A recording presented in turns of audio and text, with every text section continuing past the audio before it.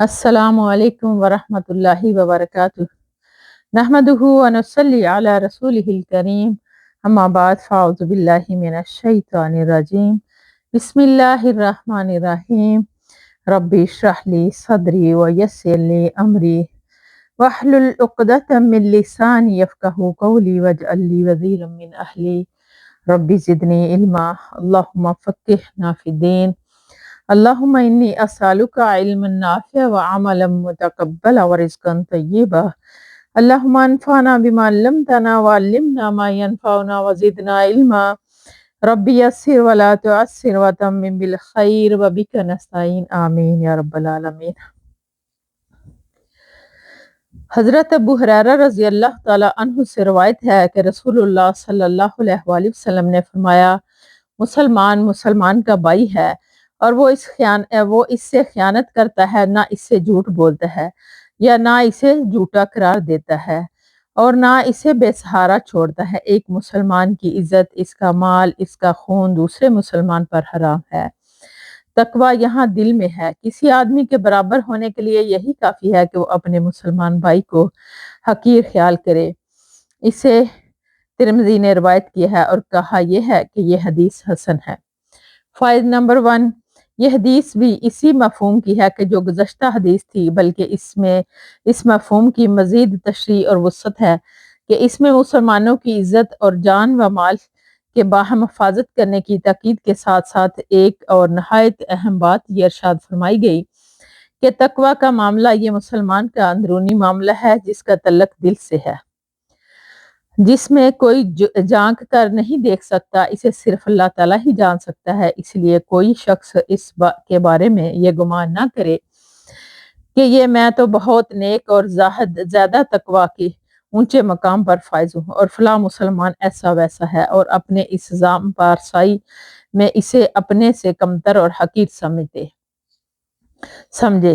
Number 2، ظاہری اعمال اور نیکیوں سے قطع نظر کوئی شخص فی الواقع ایمان، اخلاص اور تقویٰ کے کس مقام پر فائز ہے، اس کا صحیح علم اللہ کے سوا کسی کو نہ ہو ہی سکتا ہے، نہ کسی کو ہے اور نہ ہی کسی کو ہو سکتا ہے۔ تاہم جو فسق فجور کے علانیہ مرتکب ہوں ان کی بات اور ہے، اور ان سے ان کے فسق و فجور کی وجہ سے نفرت، کراہت کا اظہار عین ایمان کا تقاضا ہے، تاہم ان کے بھی تحقیر پسندیدہ نہیں، گویا کہ نفرت و کراہت اور چیز ہے اور حقیر گردانہ شے دیگر۔ حضرت ابو ہریرہ رضی اللہ تعالیٰ عنہ سے روایت ہے کہ رسول اللہ صلی اللہ علیہ وسلم نے ارشاد فرمایا کہ تم ایک دوسرے پر حسد مت کرو، ورنہ نہ کرو، نہ خرید و فروخت میں بولی بڑھا کر ایک دوسرے کو دھوکہ دو، نہ باہم بغض رکھو، نہ ایک دوسرے سے پیٹ پھیرو، یعنی اراض اور بے رخی مت کرو، اور ورنہ تمہارا ایک دوسرے کے سودے پر سودا کرے اور اللہ کے بندو تم بائی بائی بن جاؤ۔ مسلمان بائی ہے، اس پر نہ ظلم کرے، نہ اسے حقیر گردانے اور نہ اسے مدد کے وقت بے سہارا چھوڑے۔ تقویٰ یہاں ہے، اور آپ نے یہ الفاظ اپنے سینے کی طرف اشارہ کرتے ہوئے 3 مرتبہ فرمائے۔ ایک شخص کے برابر ہونے کے لیے یہی کافی ہے، ایک شخص کے برا ہونے کے لیے یہی کافی ہے کہ وہ اپنے بھائی مسلمان کو حقیر تصور کرے، اور ہر مسلمان کا خون، اس کا مال اور اس کی عزت دوسرے مسلمان پر حرام ہے۔ سوری، وہ پیچھے بھی برا ہی تھا تو میرے منہ سے برابر نکل گیا کہ کسی آدمی کے برا ہونے کے لیے یہی کافی ہے۔ فوائد نمبر 1، اس میں مسلمانوں کی باہم خیر خواہی اور بھائی چارے کے مفہوم کو مزید وسعت دی گئی۔ ایک حسد سے روکا گیا جو ایک نہایت کبھی اخلاقی بیماری ہے، جس میں انسان دوسرے انسانوں کو اچھی حالت میں دیکھنا پسند نہیں کرتا اور آرزو کرتا ہے کہ جو نعمتیں اسے حاصل ہیں وہ اس سے محروم ہو جائے۔ آپس میں بغض و عداوت اور اراض سے بے رخی سے منع کیا گیا ہے، کیونکہ یہ بھی اسلامی اخوت کے منافی ہے۔ نمبر 2، نجش سے روکا گیا ہے جو سراسر دھوکہ اور فریب کا نام ہے، اور یہ ایک دوسرے کی خیر خواہی کے بالکل خلاف ہے، جبکہ ایک بھائی دوسرے بھائی کا خیر خواہ ہونا چاہیے، نہ کہ بدخواہ۔ سودے پر سودا کرنے سے بھی آپس میں بغض عناد پیدا ہونے کا اندیشہ ہے، اس لیے اس کی بھی ممانعت کر دی گئی۔ نمبر 3، کبر اللہ یعنی کبر اللہ تعالیٰ کی صفت ہے اور اس کے لائق ہے۔ انسان جو ادنا سی مخلوق ہے اسے زیب نہیں دیتا کہ وہ تکبر کرے۔ انسان کا تکبر اللہ رب العزت کو کسی صورت بھی گوارا نہیں۔ تمام مسلمان برابر ہیں، اگر کسی کو فضیلت ہے تو صرف تقوی کی بنیاد پر، لیکن تقوی کی بنیاد پر بھی دوسرے کو حقیر سمجھنا ہرگز جائز نہیں۔ بے شک حضرت انس رضی اللہ تعالیٰ عنہ سے روایت ہے کہ نبی اکرم صلی اللہ علیہ وآلہ وسلم نے ارشاد فرمایا، تم میں سے کوئی شخص مومن نہیں ہو سکتا کہ وہ اپنے بھائی کے لیے وہی کچھ پسند کرے جو وہ اپنے لیے پسند کرتا ہے۔ بخاری و مسلم۔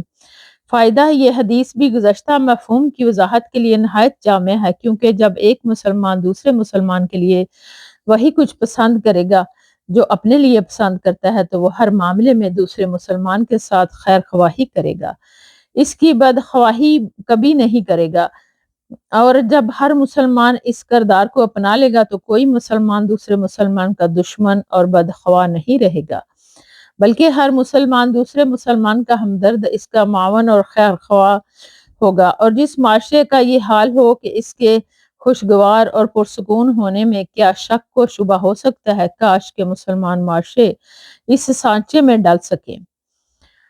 اللہم ربنا جعلنا منہم۔ حضرت انس رضی اللہ تعالیٰ عنہ سے روایت ہے کہ رسول اللہ صلی اللہ علیہ وآلہ وسلم نے ارشاد فرمایا، تم اپنے بھائی کی مدد کرو، وہ ظالم ہو یا مظلوم۔ ایک شخص نے کہا، اے اللہ کے رسول صلی اللہ علیہ وآلہ وسلم، جب وہ مظلوم ہو تو پھر اس کی تو مدد کروں، یہ تو ٹھیک ہے، لیکن یہ بتلائیے کہ اگر وہ ظالم ہو تو کیسے اس کی مدد کروں؟ آپ صلی اللہ علیہ وآلہ وسلم نے فرمایا کہ اسے تم ظلم کرنے سے روک دو، یہی اس کی مدد ہے۔ بخاری، رواہ البخاری۔ فائدہ نمبر، یہ بھی معاشرے سے ظلم و فساد روکنے کے لیے کتنا جامع ارشاد ہے، یعنی مظلوم ہی کی مدد کرو، بلکہ اخلاقی جرات سے کام لے کر ظالم کو بھی ظلم کرنے سے روکو۔ یہ بڑے دل گردے کا کام ہے، لیکن مسلمان کی خیر خواہی کا حق بھی تب ہی ادا ہوگا جب مسلمانوں میں یہ اخلاقی جرات پیدا ہوگی کہ وہ ظالم کے ہاتھ کو پکڑ سکیں یا کم از کم زبان اس کے خلاف کلمہ حق بلند کر دیں۔ حضرت ابو ہریرہ رضی اللہ تعالیٰ عنہ سے روایت ہے کہ رسول اللہ صلی اللہ علیہ وسلم کا فرمان ارشاد ہے کہ ایک مسلمان کے دوسرے مسلمان پر 5 حق ہیں: سلام کا جواب دینا، بیمار کی بیمار پرسی کرنا، جنازے کے پیچھے چلنا، ان میں شرکت کرنا، دعوت قبول کرنا، اور چھینک والے کو چھینک کا یرحمک اللہ سے جواب دینا۔ بخاری و مسلم۔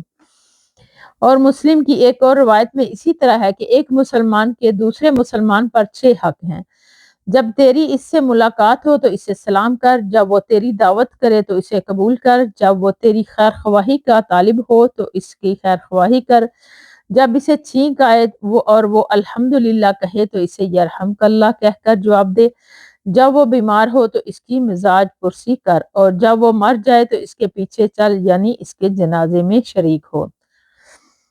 فائدہ نمبر 1، حقوق مذکورہ کو مسلمانوں کے باہمی حقوق قرار دے کر مسلمانوں کے مابین اخوت و محبت کے تعلق کو مضبوط تر کر دیا گیا۔ یہ باتیں بظاہر اتنی بڑی نہیں ہیں، لیکن انجام اور نتیجے کے اعتبار سے بہت بڑی ہیں۔ بے شک ان کی ادائیگی سے معاشرہ روبہ اصلاح کا ہو سکتا ہے۔ نمبر 2، سلام پھیلانا دخول جنت کا باعث ہے، بیمار پرسی کرنا اللہ کی رحمت کا باعث ہے، شرکت جنازہ 2 قرات ثواب کے حصول کا باعث ہے، اور قبول دعوت باعث معدت ہے۔ گویا کہ مسلمان کا ہر لمحہ اور ہر فعل اگر وہ نیت درست کر لے تو نیکی بن سکتا ہے۔ بے شک حضرت ابو عمارہ برا بن عازب رضی اللہ تعالیٰ عنہ بیان کرتے ہیں کہ ہمیں رسول اللہ صلی اللہ علیہ وآلہ وسلم نے 7 چیزوں کے کرنے کا حکم دیا اور 7 چیزوں سے منع فرمایا۔ آپ صلی اللہ علیہ وسلم نے ہمیں حکم فرمایا کہ مریض کے مزاج پرسی کرنے کا، جنازوں کے پیچھے چلنے کا، چھینک کا جواب دینے کا، قسم اٹھانے والے کی قسم کو پورا کرنے کا، مظلوم کی مدد کرنے کا، دعوت کرنے والے کی دعوت قبول کرنے کا، اور سلام کو پھیلانے کا، یعنی بکثرت السلام علیکم کہنے کا۔ اور ہمیں منع فرمایا کہ سونے کی انگوٹھیاں پہننے سے، چاندی کے برتنوں میں کھانے سے، پینے سے سرخ یا کھانے پینے سے، سرخ ریشمی گدوں کے استعمال سے اور کسی کے کپڑے پہننے سے، حریر، استبراق اور دباج کے استعمال سے، یہ تینوں ریشمی کپڑوں کی قسمیں ہیں۔ رواہ البخاری و مسلم۔ اور ایک اور حدیث میں ہے کہ پہلی 7 چیزوں میں گمشدہ چیز کی تشہیر کرنے کا حکم دیا تاکہ مالک کا پتہ چل جائے، اور یہ ایسی گدی ہے جسے ریشم سے بنا کر اسے روئی وغیرہ سے بر دیا جاتا ہے، اور اسے گھوڑوں کی کاٹھیوں اور اونٹوں کے کجاووں پر رکھا جاتا ہے جس پر گھوڑے اور اونٹ پر سواری کرنے والا بیٹھتا ہے۔ کسی، کاف پر زبر اور سین مشدد کے نیچے زیر ایسے کپڑے جو ریشم اور سوات ملا کر بنائے جاتے ہیں۔ انشاد الدلالہ کا مطلب ہے گمشدہ چیز کا اعلان اور تشہیر کرنا۔ فائدہ نمبر 1، قسم اٹھانے والے کی قسم کو پورا کر دینے کا حکم۔ کر دینے کا مطلب ہے کہ کوئی شخص تم پر اعتماد کرتے ہوئے یہ کہہ دے کہ اللہ کی قسم تم فلاں کام ضرور کرو، تو تم اس کی اعتماد کو مجرور مت کرو اور اس کام کو کر کے اس کی قسم کو پورا کر دو، بشرط یہ کہ وہ کام حرام نہ ہو، اس کا تعلق مباحات اور مکارم اخلاق سے ہو۔ نمبر 2، سونا اور ہر قسم کا ریشمی لباس صرف مردوں کے لیے حرام ہے، کیونکہ اسلام میں مردوں میں نسوانیت اور سہل انگاری کو پسندیدہ قرار دیا گیا، البتہ عورتوں کے لیے یہ دونوں چیزیں جائز ہیں۔ نمبر 3، سونے چاندی کے برتن اور سرخ ریشمی گدے مرد، عورت اور ہر دوسرے کے لیے حرام ہیں، کیونکہ ان کا استعمال عموماً متکبرین کرتے ہیں۔ باب مسلمانوں کے عیوب کے چھپانے اور بغیر ضرورت کی اشاعت کے ممنوع ہونے کا بیان۔ قال اللہ تعالی ان الذين يحبون ان تشيع الفاحشة في الذين آمنوا لهم عذاب أليم في الدنيا والآخرة۔ اللہ سبحانہ تعالیٰ نے ارشاد فرمایا، بلا شبہ وہ لوگ جو اہل ایمان میں بے حیائی پھیلانا پسند کرتے ہیں، ان کے لیے دنیا اور آخرت میں دردناک عذاب ہے۔ اللہ محفوظنا منہم۔ حضرت ابو ہریرہ رضی اللہ تعالیٰ عنہ سے روایت ہے کہ نبی اکرم صلی اللہ علیہ وسلم نے ارشاد فرمایا، جو بندہ کسی بندے کی دنیا میں ستر پوشی کرتا ہے تو اللہ تعالیٰ قیامت والے دن اس کی پردہ پوشی فرمائے گا۔ رواہ المسلم۔ فائدہ، لوگوں کے عیوب اور ان کی کوتاہیوں کی پردہ پوشی مکارم اخلاق میں سے ہے اور اللہ کی صفت ستیر کے مظہر ہے، اس لیے اللہ کو یہ خوبی بہت پسند ہے، اور قیامت والے دن وہ بھی اس شخص کو اس قسم کی جزا دے گا، جس کا مطلب یہ ہے کہ یا تو اللہ سبحانہ تعالیٰ اس کے گناہوں کو معاف فرما دے گا اور اس سے باز پرس ہی نہیں فرمائے گا، یا اگر باز پرس کرے گا تو اعلیٰ رؤوس الاشہاد نہیں بلکہ تنہائی میں کرے گا تاکہ کسی اور کے سامنے اسے شرمندگی نہ ہو، پھر چاہے گا تو معاف فرما دے گا یا کچھ عرصے کے لیے اسے بطور سزا جہنم میں بھیج دے گا۔ بے شک حضرت ابو ہریرہ رضی اللہ تعالیٰ عنہ سے روایت ہے، کہتے ہیں کہ میں نے رسول اللہ صلی اللہ علیہ وآلہ وسلم کو فرماتے ہوئے سنا کہ میری امت کا ہر فرد درگزر کے قابل ہوگا سوائے ان لوگوں کے کہ جو کھلم کھلا گناہ کرنے والے ہوں گے، اور یہ بھی علانیہ گناہ میں سے ہے کہ آدمی رات کو کوئی گناہ کا کام کرے، پھر صبح باوجود اس کے بعد کہ اللہ تعالیٰ نے اس کے گناہ پر پردہ ڈال دیا، اسے لوگوں پر ظالم نہیں ہونے دیا، یعنی اسے لوگوں پر ظاہر نہیں ہونے دیا، وہ کہے اے فلاں شخص گزشتہ رات میں نے اس طرح کام کیا، حالانکہ اس نے وہ رات اس طرح گزاری تھی کہ اس کے رب نے اس کی پردہ پوشی کر دی تھی، اور یہ صبح کو وہ پردہ چاک کر رہا ہے جو اللہ تعالیٰ نے اس پر ڈال دیا تھا۔ رواہ البخاری و مسلم۔ فائدہ، اس سے معلوم ہوا کہ بے تقاضا بشریت کسی گناہ کا ہو جانا جس پر انسان کو ندامت بھی ہو اور اس کا اظہار بھی نہ کرے، اور بات ہے کہ اللہ کہ ہاں اس کی معافی کی امید ہے، اور بصورت توبہ تو معافی یقینی ہے، لیکن علانیہ گناہ کرنا اور بات ہے کہ اس کے مرتکب کا دل ایک تو اللہ کے خوف سے، دوسرے اللہ کے احکام کو توقیر اور وقت سے خالی ہے، تیسرا ایسا شخص بالعموم توبہ کی توفیق سے بھی محروم ہی رہتا ہے۔